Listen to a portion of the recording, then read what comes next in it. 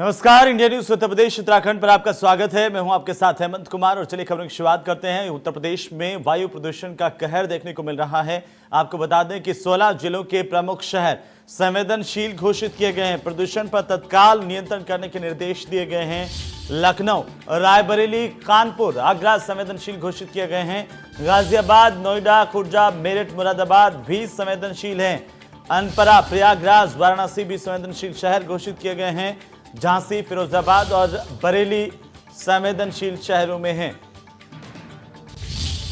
तो तत्काल प्रभाव से प्रदूषण पर लगाम लगाने के निर्देश दिए गए हैं। बड़ी और अहम जानकारी इस वक्त की, लगातार वायु प्रदूषण की खतरनाक स्थितियां शहरों में देखी जा सकती है। 16 जिले संवेदनशील घोषित किए गए हैं और इस प्रदूषण पर तत्काल नियंत्रण करने के निर्देश दिए गए हैं। लखनऊ, रायबरेली, कानपुर, आगरा, गाजियाबाद, नोएडा, खुर्जा, मेरठ, मुरादाबाद इसमें शामिल हैं। ज्यादा जानकारी के साथ नोएडा से हमारे संवाददाता ललित मोहन हमारे साथ जुड़ रहे हैं। सबसे पहले हम उनका रुख करते हैं। ललित, क्या कुछ जानकारी वायु प्रदूषण को लेकर के? नोएडा भी संवेदनशील घोषित है।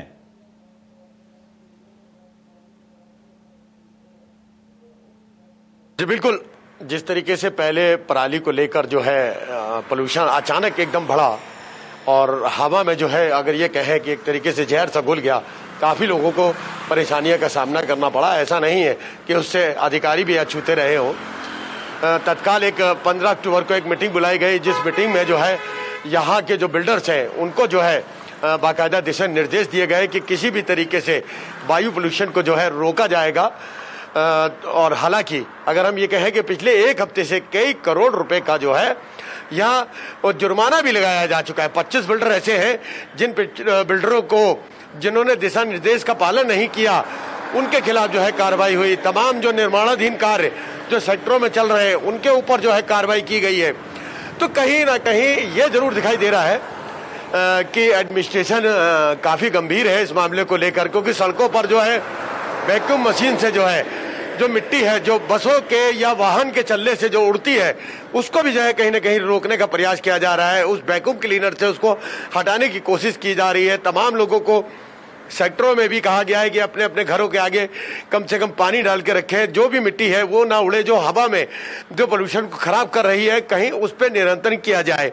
तो इस तरीके के जो कार्यक्रम है वो बराबर यहाँ पे चल रहे हैं। लेकिन साथ ही साथ जो उम्र दराज लोग हैं, जो बच्चे हैं, खास तौर से मासूम बच्चे, उनको भी जो है काफ़ी दिक्कतों का सामना करना पड़ रहा है। उम्र दराज लोग जो सांस के पेशेंट हैं उनको ज़्यादा देखा गया है। हालांकि हॉस्पिटलों में भी इस तरीके के पेशेंटों की जो है इस समय जो है भीड़ नज़र आ रही है। काफ़ी दिक्कतों का उनको सामना करना पड़ रहा है, क्योंकि बराबर पोल्यूशन बढ़ता ही चला जा रहा है, थमने का नाम नहीं ले रहा है। जी लेकिन ललित, इसके बावजूद भी आखिरकार जब इस तरह के निर्देश दिए गए हैं कि तत्काल इस पर नियंत्रण स्थापित किया जाए, कैसे आखिरकार कोई प्रशासन की ओर से भी यहाँ पर एहतियात बरते जा रहे हैं? प्रशासन की भी कोई पहल नजर आ रही है?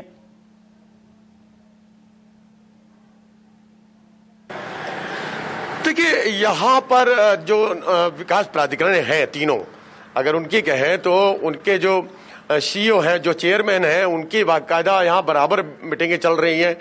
टीमें गठित कर दी गई हैं जो सेक्टरों में जाके जहाँ निर्माणाधीन कार्य चल रहे हैं उनको जो है नोटिस दिया जा रहा है कि अगर अभी भी इस कार्य को नहीं रोका गया और रोकने के साथ साथ जो उनके नॉर्म्स हैं उसको पूरा नहीं किया जाता है तो उनके खिलाफ कार्रवाई होगी। जो 25 बिल्डरों के जिनके बारे में मैं बता रहा हूं, अभी एनजीटी ने भी जो है जुर्माना लगाया है करीब 97 लाख रुपए का विकास प्राधिकरण पे, कहीं ग्रेटर नोएडा विकास प्राधिकरण पे लगाया। जिस तरीके से बराबर पोल्यूशन बढ़ रहा था, एनजीटी के जो नियम शर्तें थे उसके अनुसार काम नहीं हो रहा था। तो ये तमाम ऐसी चीजें हैं जिसमें कहीं ना कहीं सख्ती जरूर देखने को मिल रही है। अगर एनजीटी जब जुर्माना लगा सकता है तो उसके बाद कहीं ना कहीं प्राधिकरण में भी इस मामले को गंभीर लिया गया है कि आने वाले समय में और भी इससे बड़ा जुर्माना ना झेलना पड़े प्राधिकरण को, जिससे सरकार को रेवेन्यू का भी नुकसान हो। तो कहीं ना कहीं सरकार जो है गंभीर जरूर नजर आ रही है और साथ ही साथ एडमिनिस्ट्रेशन भी जरूर गंभीर नजर आ रहा है। जी बिल्कुल ललित, आप हमारे साथ बने रहिए और मैं फिर से आपका रुख करूंगा, लेकिन इस वक्त हमारे साथ गाजियाबाद से हमारे सहयोगी जतिन गोस्वामी भी जुड़ चुके हैं और साथ ही साथ राजधानी लखनऊ से रवि हमारे साथ है। सबसे पहले जतिन का रुख करते हैं। जतिन, गाजियाबाद को भी प्रदूषण में संवेदनशील घोषित किया गया है, यहाँ पर किस तरह का प्रदूषण का स्तर रिकॉर्ड किया गया है और साथ ही साथ क्या कोई प्रशासन की ओर से कदम उठाए गए हैं कि तत्काल इस पर नियंत्रण स्थापित किया जा सके?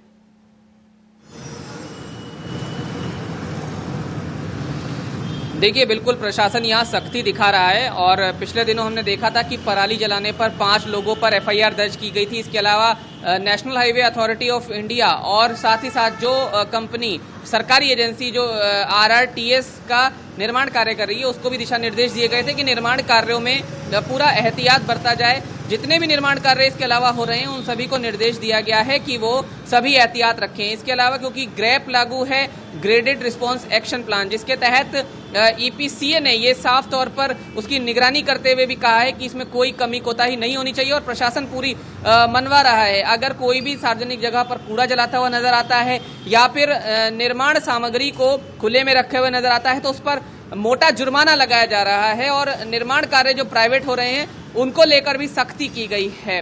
कल हमने देखा था कि गाजियाबाद में 3 लोगों को प्रदूषण फैलाने पर ट्रोनिका सिटी पुलिस ने गिरफ्तार किया था। ये लोग तार जला रहे थे और उसमें से तांबा निकाल रहे थे, तो उनकी गिरफ्तारी निश्चित तौर पर की गई थी।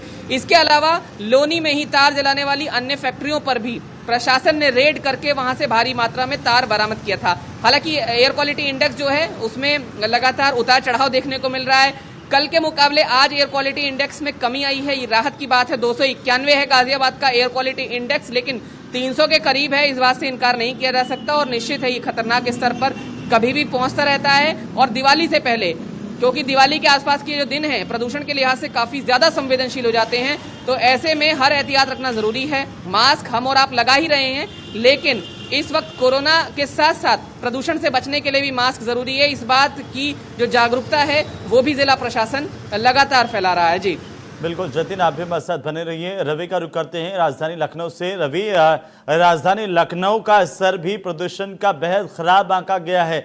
आज का एक्यूआई क्या कुछ कहता है, प्रदूषण का स्तर क्या है और इसे कम करने के उपाय किस तरीके से किए जा रहे हैं?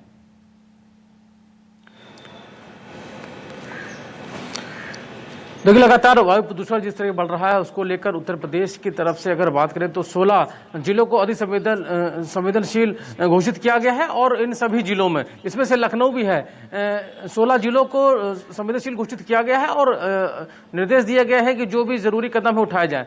आपको बता दें, जिस तरीके से सर्दी शुरू होती है और सर्दी के साथ में ही जिस तरीके से कोहरा होता है उसी के साथ में ही वायु प्रदूषण लगातार बढ़ता हुआ नजर आता है और जैसे जैसे दीपावली करीब आती है, यानी दीपावली के बाद जो पटाखे दीपावली में चलाए जाते हैं उनके बाद अच्छा खासा वायु प्रदूषण होता है और जिसको लेकर जरूर हर बार जो निर्देश दिए जाते हैं, लेकिन कहीं ना कहीं उसका पालन कहीं होता है कहीं नहीं होता है। पराली जलाने को लेकर ही सख्ती की गई सरकार की तरफ से, उसके अलावा कूड़ा जलाने वालों पर भी कार्रवाई की जा रही। तमाम सारे ऐसे जो वाहन है जो प्रदूषण फैलाते हैं, तो कुल मिला के अगर कहा जाए तो लगातार वायु प्रदूषण बढ़ रहा है और बात करें तो लखनऊ भी उसमें शामिल है। कुल उत्तर प्रदेश के 16 जिले हैं जिनको इसमें चिन्हित किया गया है और जो जरूरी कदम है वो उठाने के लिए निर्देश दिए गए हैं और ताकि जो वायु प्रदूषण है उसको बढ़ने से रोका जा सके। बिल्कुल, और आप हमारे साथ बने रहिए रवि। और ललित का एक बार रुख करते हैं। ललित, जो कि देखिए सुबह के वक्त जो घूमने वाले लोग हैं उन पर भी इसका असर पड़ रहा है, क्या उनमें किसी तरह की कोई कमी आई है और उन लोगों ने भी एहतियात बरतना शुरू कर दिया है?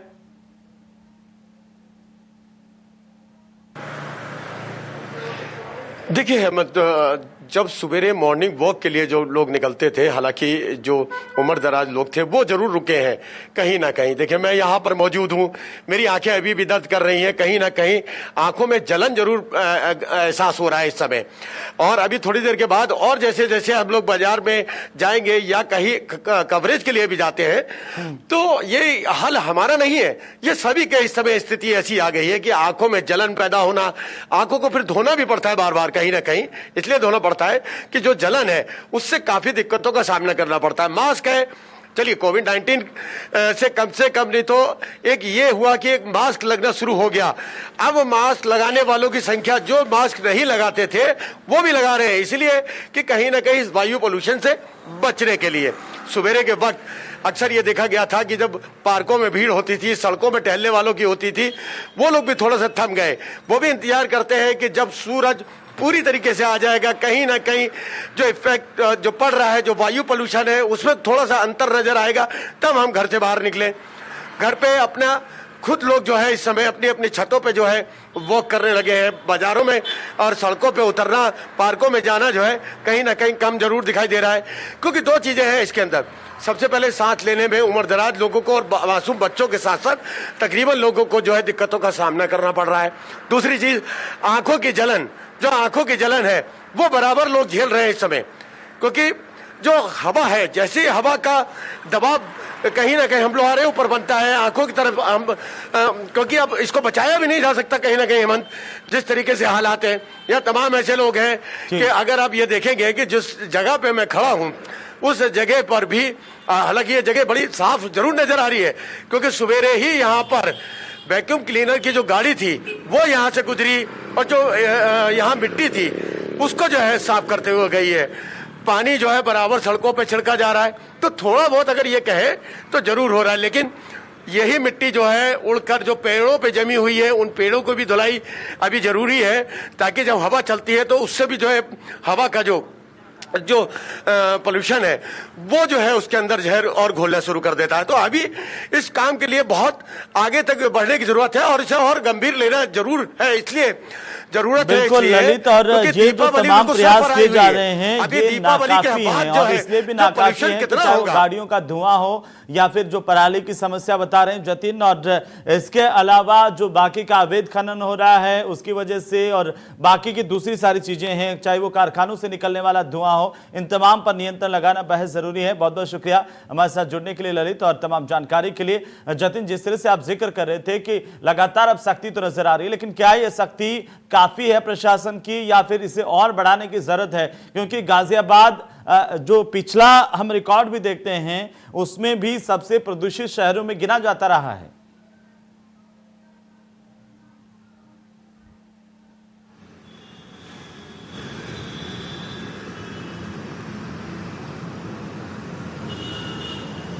जतिन,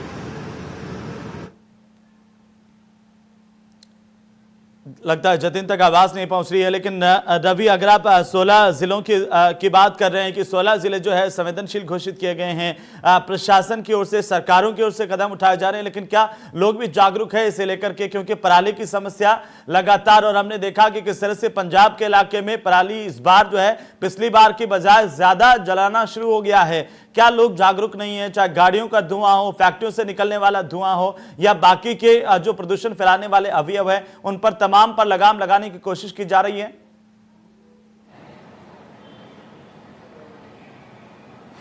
देखिए, मैं आपको पहले जिले बता दूं कि लखनऊ, रायबरेली, कानपुर, आगरा, गजरौला, गाजियाबाद, नोएडा, बुलंदशहर का खुर्जा, मेरठ, मुरादाबाद, सोनभद्र का अनपरा, प्रयागराज, वाराणसी, झांसी, फिरोजाबाद और बरेली ये संवेदनशील शहर के रूप में चिन्हित किए गए हैं, जहां पे लगातार वायु प्रदूषण हो रहा है। इसकी शिकायत को लेकर सभी जो जिले हैं जो कि संवेदनशील घोषित किए गए हैं, यहाँ पर वायु प्रदूषण रोकने के लिए जो जिम्मेदार है उनको जरूरी निर्देश दिए गए हैं। साफ तौर पर अगर बात करें, त्यौहार का समय चल रहा है, तमाम सारे जो निर्माण होते हैं, निर्माण कार्य, खनन होता है, या उसके अलावा वायु प्रदूषण के लिए जो कह सकते हैं पराली जलाने की जो शिकायत वो मिलती है, कूड़ा जलाने की शिकायत मिलती है, तमाम सारी और वजह हैं। जो गाड़ियों से धुआं निकलता है वो प्रदूषण फैलाता है, फैक्ट्री से धुआं निकलता है वो प्रदूषण फैलाता है। तो साफ तौर पर इसको लेकर निर्देश जारी किए गए हैं। अब ये देखना होगा कि इसमें अमल कितना होता है, क्योंकि हर साल की बात करें तो हर साल की समस्या बनी हुई है, और लगातार जिस तरीके से अगर बात करें तो कोरोना काल चल रहा था, कोरोना काल के चलते तमाम रवि, और हर साल ये प्रदूषण का स्तर है वो बढ़ता हुआ ही नजर आता है, तमाम प्रयासों के बावजूद और तमाम बातों के बावजूद। आप हमारे साथ बने रहिए। इस वक्त मैं कानपुर का रुख करूंगा। हमारे साथ राहुल वाजपेयी हमारे सहयोगी जुड़ चुके हैं कानपुर से। राहुल, वहां पर फैक्ट्री ज्यादा है कानपुर में, और इस लिहाज से अगर प्रदूषण के स्तर की बात करें तो आज की अपडेट क्या है? और चूंकि प्रशासन ने कानपुर को भी एक संवेदनशील घोषित किया है, उस लिहाज से क्या किसी तरह की रोकथाम के प्रयास किए जा रहे हैं?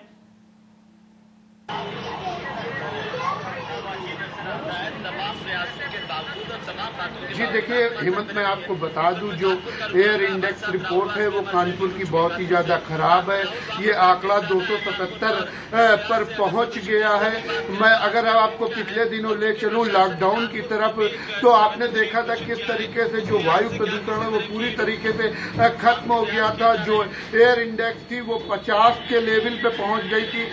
कहीं ना कहीं जो वायु प्रदूषण है वो कानपुर से पूरी तरीके से खत्म हो गया, लेकिन जो वर्तमान रिपोर्ट है 277 वो हैरान कर देने वाली है, क्योंकि लगातार इसमें वायु प्रदूषण बढ़ रहा है और इसके अलावा इससे बहुत से मरीज निकल के सामने आ रहे हैं जिनका श्वास लेने में बहुत सी दिक्कतें हो रही है। मैं बता दूं कि नगर निगम ने ये कवायद अब शुरू कर दी है कि जो भी कंडम गाड़ियां हैं उसको रोका जाए, क्योंकि कहीं ना कहीं कानपुर शहर में बहुत सी ऐसी कंडम गाड़ियां हैं जो अभी भी सड़कों पे चल रही हैं और प्रदूषण फैला रही है। इसके अलावा नगर निगम ने एक बैठक करी है। बैठक में साफ तौर पे जो एरिया है जहां केडीए की बिल्डिंगें बन रही हैं उसको ढक के काम करने का आदेश किया है। इसके अलावा जो चौराहे हैं, प्रमुख चौराहे हैं कानपुर शहर के बड़े चौराहे हैं, उसमें सुबह और शाम पानी की बौछार से पानी को जो धूल के कण है उनको रोकने का प्रयास किया जा रहा है, लेकिन फिलहाल अभी सफलता नहीं मिल रही है, क्योंकि लॉकडाउन के समय उधर गंगा भी साफ हो गई थी और वायु प्रदूषण में बहुत सी रोक लगी थी। लेकिन कहीं ना कहीं जिस तरीके से अब जो खुल रहा है लॉकडाउन, बिल्कुल राहुल, और फैक्ट्री जो सबसे ज्यादा धुआं छोड़ती है उन पर भी लगाम लगाने की जरूरत है। बहुत बहुत शुक्रिया हमारे साथ जुड़ने के लिए। रवि, आपका भी बहुत बहुत शुक्रिया। जतिन, आप भी हमारे साथ जुड़े, आपका भी शुक्रिया। अगली खबर का हम रुख करेंगे। आकांक्षा सिंह का सम्मान किया गया है। आपको बता दें कि नीट 2020 में पहला स्थान हासिल किया था। आकांक्षा सिंह ने उत्तर प्रदेश का मान बढ़ाया और सीएम योगी ने आकांक्षा का सम्मान किया, आकांक्षा को सम्मानित किया। तो मुख्यमंत्री योगी आदित्यनाथ ने उत्तर प्रदेश की बेटी जिसने नीट में पहला स्थान हासिल किया उसका सम्मान किया गया। आकांक्षा ने उत्तर प्रदेश का मान बढ़ाया। नीट 2020 परीक्षा में पहला स्थान प्राप्त करने पर और उत्तर प्रदेश का गौरव बढ़ाने पर आकांक्षा का सम्मान किया गया। आकांक्षा को मुख्यमंत्री की ओर से एक प्रतीक चिन्ह मोमेंटो देकर के सम्मानित किया गया। तो चलिए आगे बढ़ेंगे और इसी बीच बड़ी खबर हम आपको बता दें कि बड़ी और अहम जानकारी गाजियाबाद से, जहां पर अश्लील वीडियो डालने का मामला सामने आया। दरअसल डासना के सभासद पर आईटी एक्ट के तहत मुकदमा दर्ज किया गया। वार्ड संख्या 5 के सभासद पर यह मुकदमा दर्ज हुआ है। सोशल मीडिया ग्रुप पर अश्लील वीडियो इन्होंने डाला था। अधिशासी अधिकारी ने मुकदमा दर्ज करवाया है। मसूरी थाने में यह केस दर्ज किया गया। बड़ी खबर इस वक्त की, और आपको बता दें कि अधिशासी अधिकारी ने मुकदमा दर्ज करवाया है। केस दर्ज करवाने के बाद अब जांच की जा रही है। और इसी के साथ ही इस बुलेटिन फिलहाल इतना ही। नमस्कार।